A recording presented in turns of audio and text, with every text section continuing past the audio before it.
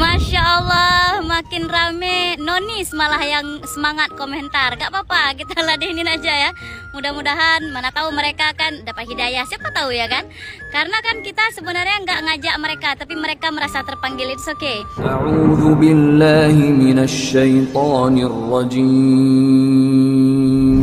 Bismillahirrahmanirrahim. Lagi berhenti di jalan, udah nyampe di Gilimanuk nih, lagi beli tiket untuk penyeberangan, tapi ternyata lagi hujan deras. Tuh, ya Allah, lagi hujan deras dan kita lagi beli tiket di situ. Dan saya ketemu satu komentar ini luar biasa. Zaman orang tuaku dulu nggak ada orang yang pakai hijab. Hijab itu hanya tren zaman sekarang. Bukan karena tanpa hijab wanita jadi buruk. Ingat itu. Oke. Kayak gini ya Mbak Pevita. Nggak usah lah dibandingkan dengan zaman orang tua dulu. Sekalian aja zaman purba sekalian bandingkan. Zaman purba dulu manusia pakai baju dari daun. Gak ada yang bilang wanita buruk. Nanggung kali kalau kita bandingkan dengan zaman orang tua kita. Sekalian terus zaman nomaden dulu ya kan. Waktu ada Pithecanthropus erectus ya kan. Apalagi Homo sapiens sekalian. Jadi sebenarnya kita ini mau maju atau mau mundur? Atau kalau memang misalnya dianggap ya hijab ini adalah kemunduran, maka apa bedanya dengan yang pakai hijab? Banyak kok yang suka nyolong. Jangan bawa-bawa hijab, sempit kali pikiran mbaknya ini. Sekalian aja pakai burka yang cuma kelihatan mata bla bla bla lah ya. Kayak mana ya? Saya mau nanggapin pun lucu karena yang komen ini non muslim. Mbak, setiap kali ada video saya tentang Islam, itu nggak ngajak-ngajak Mbak. Kalian tuh nggak diajak loh. Tapi kok merasa terpanggil, itu yang saya heran. Saya juga nggak niat untuk menjelaskan kepada Mbak, karena nggak ada gunanya. Saya ini bukan orang yang pengen ngajak-ngajak umat lain untuk login, enggak. Saya nggak ada ilmu, belum ada kapasitas sampai ke sana. Saya cuman saling sharing-sharing di kalangan lingkungan Islam saja. Jadi kalau mbaknya komen gini, saya jelasin pun percuma. Mbaknya bukan dari lingkungan agama kami. Jadi kita ini masuk dalam circle masing-masing saja ya. Mbak nggak punya circle kah? Sedih kali kok. Jadi kan mbak kan, au pelak Batak do au. Uboto do dari namamu itu ya, Elizabeth Sinaga ya. Aduh ya Allah, lucu kali. Kok merasa pula dia ya, kayak merasa terpanggil dia dengan videoku. Padahal videoku tentang Islam, tentang jilbab. Dia sendiri nggak pakai jilbab, dia yang sewot. Padahal nggak ngomongin dia, dia merasa tersebut. Nggak ngajak kamu loh mbak. Aduh ya Allah. Jadi kalau setiap kali ada video saya tentang dakwah-dakwah apa-apa, saya bukan niat berdakwah pun ya. Itu hanya untuk orang Islam saja, di lingkungan kami saja. Camkan baik-baik ya, jangan merasa ya. Jangan kayak sensi tak menentu ya, nggak ngajak kalian. Bener gue bilang. Saya itu tak ada kapasitas untuk menyinggung agama orang, karena saya pun kurang ilmunya. Jadi saya juga nggak mau singgung-singgung orang. Jadi kalian nggak disinggung kok merasa tersinggung, itu aneh saya, tahu nggak? Tapi saya nggak ngomongin umat lain, cukup Mbak Elizabeth ini aja. Karena banyak juga yang non muslim komen tapi sejuk-sejuk kok, baik-baik. Sadar ya mbak ya, bangun. Udah sore. Astagfirullah, semakin menjadi-jadi komentarnya ya. Aneh benar ini. Soalnya kan komentar tentang hijab ini seharusnya kan diantara sesama muslim kan. Tapi yang sewot itu adalah yang non muslim. Jadi begini ya mbak ya, yang namanya media sosial sekarang itu sudah menjadi sarana dakwah oleh semua agama, bukan hanya Islam saja. Ada lihat nggak, ada satu pendeta yang gaul yang tentang war takjil, banyak orang Islam juga join nonton ceramah dia di dalam gereja. Kita suka, kenapa? Nggak ada singgung-singgung. Jadi kita pun rasanya senang ya melihat toleransi kayak gitu kan.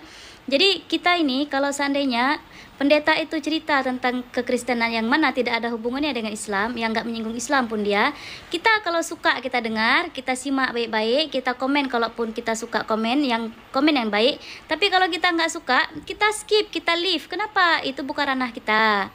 Kalaupun misalnya kita tuh nggak sanggup menahan diri untuk pengen kali ini nggak suka nih pengen ngetik, nggak usah. Ingat, sadar diri. Ini bukan bagianku, ini bukan tempatku. Udah, itu ya Mbak Sinaga. Jadi gini, yang memecahkan Indonesia tuh nanti jatuhnya yang kayak gini, karena suka sekali menerobos pagar orang. Nanti kalau anim lagi, Allah orang Islam juga banyak kok menerobos, biarkan orang-orang Islam yang seperti itu, kita jangan. Misalnya ada kok banyak juga orang Kristen yang suka menerobos pagar orang, suka komen, biarkan orang Kristen yang itu, Mbak jangan. Mulai dari diri sendiri saja, nggak usah komentar tentang orang. Nggak sanggup kita atur semua manusia di muka bumi ini kan, untuk jangan ikut campur, jangan ini, nggak bisa. Kita saja tahan diri sendiri ya. Contoh kayak gini, kan saya cerita tentang hijab, maka itu tentunya untuk muslimah, kan Mbak kan Kristiniah, jadi lama. Oke ya. Yang pertama, saya tak ada guna pun cakap dengan Mbak pasal hijab nih, tapi karena udah komen gini, saya akan kasih sedikit saja saran untuk semua yang dengar, termasuk orang Islam ya. Kita ini kan sudah Allah kasih kecerdasan, yang mana sedikit saja Allah kasih itu. Jadi kok seandainya kecerdasan tuh seluas lautan ya, Allah kasih kita setetes saja. Jadi dengan ilmu pengetahuan kita yang setetes tadi itu, kita pakai untuk mendebatkan aturan Allah, kita pakai untuk mendebatkan hukum Allah, kita pelintir-pelintir dengan kata-kata yang baik. Misal kayak gini, mbaknya ini terlalu mengagungkan hijab, padahal pakai baju kebaya dan baju kurung itu juga sopan. Saya nggak suka agama Islam seperti ini, sok suci, sok benar. Ini adalah kesombongan. Loh kok kita yang ngatur gitu loh? Itu sudah jadi perintah Allah, nggak ada dalam perintah tuh pakai kebaya dan baju kurung udah sopan. Sopan, tinggal tambahkan jilbabmu maka sempurna. Jadi bukan berarti kita oles-oles gitu hukum-hukum itu dah. Bahaya nih, dosa besar tuh. Nanti banyak orang merasakan, alah nggak apa-apa lah, aku yang penting kan ada baju sopan. Nggak ada cerita. Ini contoh ya, kalian mau pergi sekolah ya, kalian itu ada seragam sekolah itu, kalian nggak mau pakai, kalian pakai baju lain, yang penting sopan. Hah? Terus kalau kalian ditangkap polisi ya, terus kalian nggak pakai helm dan kalian bilang apa? Enggak pak, saya sudah menghelemin hati saya. Maka untuk perkara yang wajib, tak perlu kita tuh mempermanis kata-kata, memperindah narasi, tak ada guna. Dengar ya, kalau kita melanggar yang wajib maka langsung dosa jatuhnya. Jadi kalaupun misalnya bilang kan, Allah pakai baju kurung pun dah sopan, kebaya dah sopan, tapi engkau tak pakai hijab, tak pakai jilbab, tak pakai kerudung, nggak boleh juga. Oke, nggak usah dipelintir-pelintir biar cantik, biar manis kata-kata tuh, biar terpukau orang-orang dengar, biar nampaklah engkau nih orang paling toleransi sejagat raya. Tak perlu. Itu di kalangan Islam. Lagipun mbaknya kan tadi bukan Islam kan. Ya udah, saya anggap aja bicara dengan orang ramai lah nih ya. Sekalian untuk nasihat juga sama mbak untuk tidak ikut campur lagi kalau tidak bisa berkata yang baik. Nah, jadi untuk perkara yang tidak wajib, contoh nih kan banyak juga yang komen saya tentang tindih hidung. Itu kan bukan perkara wajib. Apa perhukum perhiasan saja. Ada juga yang bilang itu kan ikutin budaya Hindu. Enggak juga. Saya tindiknya di India. India itu yang pakai ini pun adalah orang Islam. Dan ibu angkat saya juga yang bilang saya untuk pakai tindih hidung karena saya sudah dianggap seperti anak dia. Setelah saya pakai tindih hidung, suami saya pun suka. Dia bilang itu jangan buka cantik, pakai abang suka lihatnya. Jadi saya bilang bang, nanti dikatain orang enggak usah, abang suka lihat dia cukup. Maka yang menjadi wajib bagi saya adalah ketika mematuhi suami saya. Nah, tapi kalau seandainya ada satu siapapun lah ya yang bisa mendatangkan bahwasanya tindih hidung haram, saya buka. Jadi kan saya lebih mengedepankan hukum Allah kalau emang itu haram daripada saya menuruti suami saya kalau dia menyuruh saya kepada yang haram. Tapi kan ini bukan perkara haram, maka wajib bagi saya untuk mematuhi dia. Jadi jangan sampai kita menjadi pemecah belah kedamaian yang ada di negara kita ya. Mulailah dari diri sendiri. Apa kau lebih pintar dari Quraisy Shihab dan Anies Baswedan? Anak perempuan mereka tidak berjilbab. Jadi saya itu kan orang bodoh ya, nggak bisa mentafsirkan Quran, tidak tahu bagaimana bahasa Arab. Jadi apa yang tertulis dalam Al-Quran dibilang julurkanlah jilbabmu, tutup dada. Ya udah pedomannya kayak gitu aja. Karena sebenarnya Quran itu pun bisa menjelaskan Quran. Ada juga yang Quran dijelaskan oleh hadis. Nah, ada juga Quran yang dijelaskan oleh Quran. Jadi artian Quran itu sendiri sudah cukup. Cuman kalau misalnya punya jawaban tersendiri perkara jilbab ini wajib atau enggak, atau perkara mau pakai atau enggak, punya alasan sendiri kenapa enggak pakai, ya enggak masalah, itu bebas. Kembali kepada individu masing-masing. Soalnya apa? Nanti pun kita ketika kita di akhirat itu bukan lagi mulut kita yang menjawab. Ya banyak-banyak berdoa saja, semoga anggota tubuh yang menjawab nanti sebijak mulut semasa di dunia.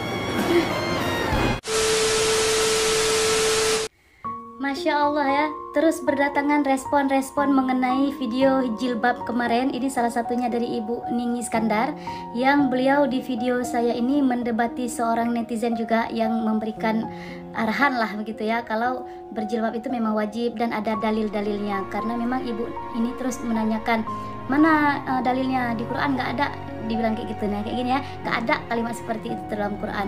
Apa batasan-batasan yang ada di dalam Quran yang menjelaskan aurat-aurat perempuan? Mana gitulah.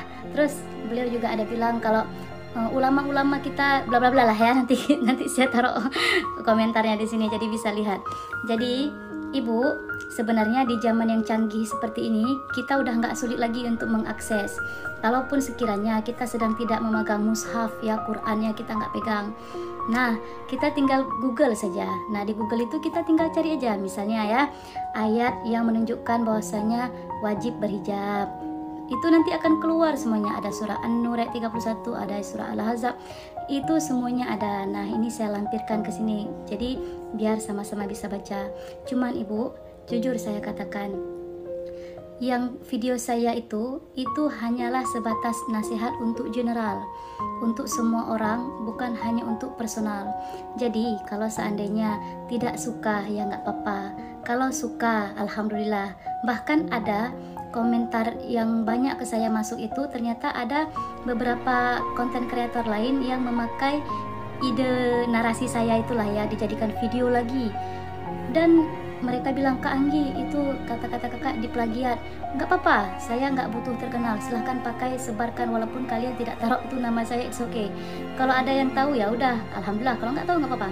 Jadi itu orang yang senang dengan narasi saya, merasa bahwasanya itu nasihat bisa untuk orang semuanya. Tapi kalau ada yang tidak mau, seperti Ibu misalnya, itu juga nggak apa-apa ya Ibu ya. Ibu punya hak untuk berargumen. Tetapi Ibu, ada satu hal yang ingin saya sampaikan. Ketika kita suka terhadap sesuatu, 1000 halangan, 1000 rintangan akan kita tempuh, dan kita akan tetap mempunyai 10.000 alasan untuk mencapai yang kita suka tadi. Begitu juga kalau kita tidak ingin melakukan sesuatu, kita tidak suka, kita tidak mau, kita belum mau, walaupun ada 1000 hadis, 1000 dalil, 1000 nasihat, 1000 ayat pun, kalau hati kita menolak, maka kita pun akan tetap menemukan 10.000 alasan untuk nggak mau. Ya Ibu ya, hanya saja kalau untuk saya pribadi, saya sangat khawatir. Kalau untuk diri saya, nggak tahu untuk kalian ya, saya sangat takut kalau seandainya umur saya nggak panjang, tetapi hijab itu adalah kain kafan yang menjadi hijab pertama dan terakhir saya. Saya sangat takut. Jadi jangan nanti di akhirat Allah bertanya, nggak pernahkah ada orang yang menasihatimu? Nggak pernahkah kau dengar kalau misalnya menutup aurat tuh perlu, wajib, aku perintahkan? Nggak pernahkah sampai kepadamu? Nah nanti saya mau jawab bagaimana, sedangkan di akhirat semua anggota tubuh kita lah yang menjawab, bukan lagi mulut. Wallahu a'lam bishawab. Semoga bisa menjadi renungan selagi belum terlambat. Alhamdulillah saya sudah sampai di Pulau Merah, pantainya Banyuwangi. Siapa orang Banyuwangi yang nggak pernah ke Pulau Merah? Bukan yang pernah ya, tapi yang nggak pernah, soalnya di sini selatan banget ya, selatan Banyuwangi. Oke, ini ada satu komentar luar biasa dari Ayuja. Kita baca dengan semangat. Kayak mana nih kata-katanya nih? Halah, gitu deh cara bacanya ya, biar semangat ya. Halah, Arab Saudi yang lebih dekat dengan Nabi aja mereka nggak sungkan-sungkan kirim Miss Universe. Luar biasa ya, memang komentar yang saya terima tuh banyak. Ada yang bilang lagi, anaknya para ulama aja ada kok yang nggak pakai jilbab. Nah, terus apa lagi ya? Arab Saudi aja udah mulai buka jilbab, buka gitu-gitu sih, banyak saya baca. Jadi gini, Islam ini kan agama yang sudah memberikan kita dua pedoman. Pedomannya apa itu? Taraktu fikum amreni lan tadilu abada ma'in tamassaktum bihima kitabullahi wa sunnatan rasuli. Telah aku tinggalkan kepadamu dua pedoman yang apabila kamu berpegang teguh tak akan tersesat, yaitu Al-Quran dan hadis. Itu hadis Nabi riwayat Malik. Jadi kalau kita itu berpedoman kepada selain daripada dua tadi, makanya kita banyak keraguan. Kita jangan berpedoman pada manusia. Kalau kita berpedoman pada manusia, manusia sendiri adalah tempatnya hilaf dan tempatnya salah. Jadi jangan kita jadikan kecerdasan yang Allah berikan kepada kita, kepintaran yang Allah karuniakan kepada kita, tetapi kita jadikan itu sebagai alat untuk melawan Allah lagi. Misalnya hukum-hukum Allah tuh kita manipulasi dengan kata-kata super bijak dari kecerdasan yang Allah kasih ke kita. Padahal tujuannya hanyalah untuk membenarkan kelakuan kita yang melenceng ya. Maka jangan pernah jadikan manusia sebagai pedoman ya. Manusia itu sering sekali mengambil keuntungan dari kecerdasan dia. Kadang-kadang juga sekarang ini pernah saya nonton di mana tuh lupa. Ada podcast yang mengatakan bahwasanya kalau anak-anak yang menghafal Quran seperti itu malah menurunkan IQ. Itu ada penelitiannya, researchnya, jurnalnya. Yang membuat jurnal dan research itu aja manusia. Padahal itu adalah salah satu cara Allah untuk menjaga kesucian Al-Quran. Karena kan hanya Al-Quran satu-satunya kitab suci yang dihafal dari mulai kecil sampai orang tua. Makanya kesucian kemurnian Al-Quran itu susah untuk dimanipulasi, susah untuk diganti-ganti. Karena memang Allah itu sudah berjanji untuk selalu menjaga kesucian Al-Quran. Jadi jangan pernah menjadikan manusia sebagai pedoman. Manusia itu tempatnya salah. Contoh ya, saya ini kan ada pakai tindih hidung nih. Kalau sekiranya ada memang hadis ataupun hukum tertentu yang memang mengharamkan tindih di hidung, saya buka. Tapi karena saya belum ketemu dan saya baca-baca juga hukumnya itu mubah, sama seperti hukum perhiasan di telinga. Ya oke, berarti saya tidak melakukan sesuatu yang haram. Tapi kalau memang sebenarnya kayak itu haram, nggak boleh, kayak mengharamkan khamar, misal ya, lepas saja, apalah susahnya. Tapi karena bukan, ya kita pakai, kadang kita buka, kadang kita pakai. Tapi kalau hijab nggak bisa, karena hijab mutlak.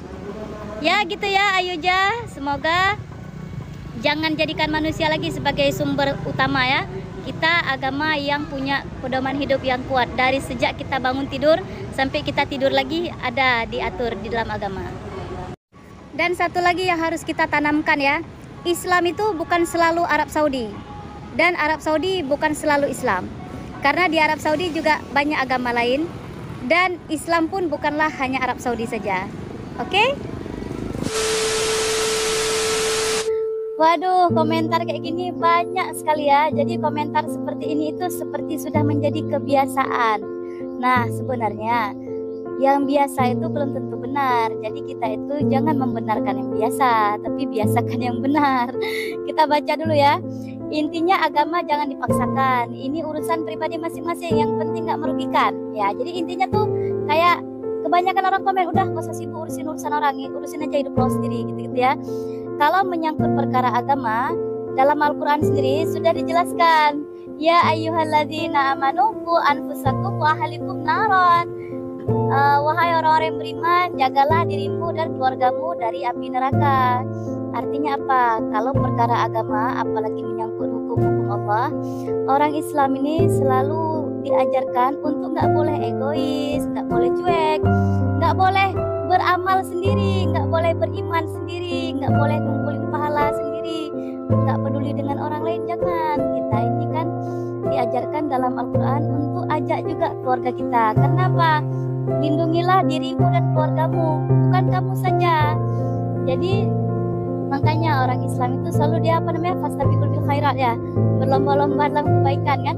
Karena kami nggak mau sendirian di surga, kami mau sama-sama dengan keluarga kami, dengan kawan, saudara, tetangga.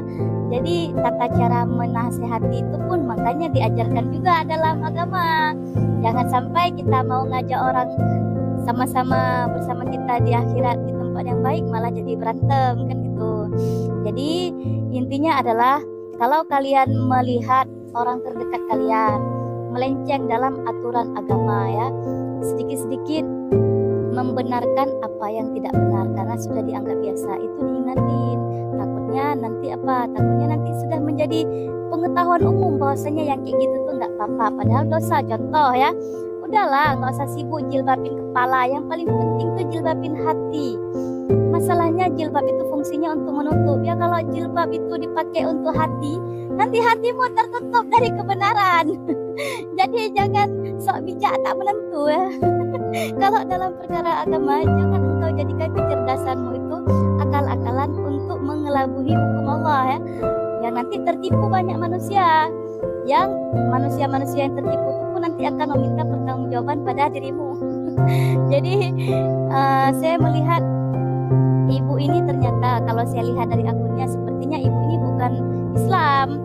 Nah, tapi nggak apa-apa juga ya. Sebenarnya apa yang saya dakwahkan atau apa yang saya ceritakan itu hanya untuk internal orang Islam saja. Tapi kalau ada orang rumah lain yang mau nebeng, mau nengok apa dapat ilmunya, boleh, nggak masalah ya. Nah, saya ucapkan terima kasih Ibu sudah mampir ke akun saya, semoga bermanfaat. Dan saya juga mau mengucapkan terima kasih untuk salah satu followers TikTok saya yang nggak banyak, padahal saya ini baru 100.000 saja, tapi alhamdulillah saya dapat hadiah untuk katanya supaya Kak Anggi semakin semangat dakwahnya, padahal saya bukan pendakwah. Ada juga yang bilang, Kak Anggi alumni pesantren nggak? Saya alumni pesantren kilat ya. Jadi ini benar-benar bagus alatnya untuk peredam suara, dan sekarang ini saya aja ada di pinggir jalan ya, jadi suaranya itu keredam dengan bagus banget. Saya ucapkan terima kasih banyak ya hamba Allah yang tak mau disebutkan namanya, semoga bermanfaat. Nih coba saya cabut plugnya, kita lihat gimana sih kalau tanpa peredam suara. Nah kebetulan banyak kendaraan yang lewat. Tuh, itu dia. Makasih. Masya Allah, makin rame. Nonis malah yang semangat komentar. Gak apa-apa, kita ladenin aja ya. Mudah-mudahan, mana tahu mereka kan dapat hidayah. Siapa tahu ya kan? Karena kan kita sebenarnya nggak ngajak mereka, tapi mereka merasa terpanggil. It's okay. Ini salah satunya dari komentar Surabaya. Oh gitu ya, ternyata dalam Islam saudara tuh cuma sesama muslim aja, kata dia kan. Padahal udah saya jelasin di komentar dia yang sebelumnya. Ini dia komentarnya saya taruh ya. Nah udah sangat jelas saya kasih tahu di situ. Tetapi dia tetap merasa kalau oh ternyata enggak. Gini ya bang ya, itu hanyalah dalam ajaran Islam. Abang kan bukan Islam, jadi nggak usah tersinggung ya. Nah ini adalah ajaran dalam agama Islam. Orang Islam itu mempercayai dalam ajaran kami bahwasanya sesama muslim adalah saudara. Tetapi bagaimana dengan yang non-muslim? Apakah kami tidak bersaudara? Ya bersaudara juga. Kan ada yang namanya saudara seiman, ada yang namanya saudara sesama manusia. Jadi ada bahkan dalam satu keluarga tuh beda keyakinan, kan mereka tetap bersaudara. Itu adalah saudara sedarah lagi kan. Tapi bagaimana kalau kita udah nggak seiman, nggak sekeluarga, nggak sedarah lagi? Ya udah, kalau ngotot juga nih ya, kayak manapun kita harus tetap bersaudara lah gitu kan. Ya udah, kita bersaudara melalui apa? Kita kan saudara senabi Adam. Kurang, nggak mau juga. Nggak, pokoknya kami mau sesama ke Islam. Kami pokoknya mau sama ke Muslim. Kami mau saudara seperti Muslim sesama bersaudara. Ya udah bang, login aja. Nggak ada yang larang. Ya, walaupun sebenarnya lakum dinukum waliyadin. Tapi kalau emang pengen banget ngebet banget ngotot, aku pokoknya harus bersaudara kayak sama orang Islam. Ya udah, login ya. Oke, login. Karena kan kita nggak ada yang maksa ya. Terus ini ya, di dalam ajaran Islam sendiri, Nabi Muhammad itu udah sangat menjadi contoh. Kenapa? Laqad kana lakum fi rasulillahi uswatun hasanah. Jadi Rasulullah itu sudah mencontohkan segala macam suri tauladan yang baik, termasuk berhubungan dengan orang yang bukan Islam, berhubungan persaudaraan, saling kehidupan sehari-hari lah. Karena di zaman Nabi juga Nabi berhubungan dengan orang Nasrani, orang Yahudi. Jadi kita tuh sebenarnya semua bersaudara, tetapi beda makna. Tapi kalau emang ngotot juga pengen bersaudara ya, login.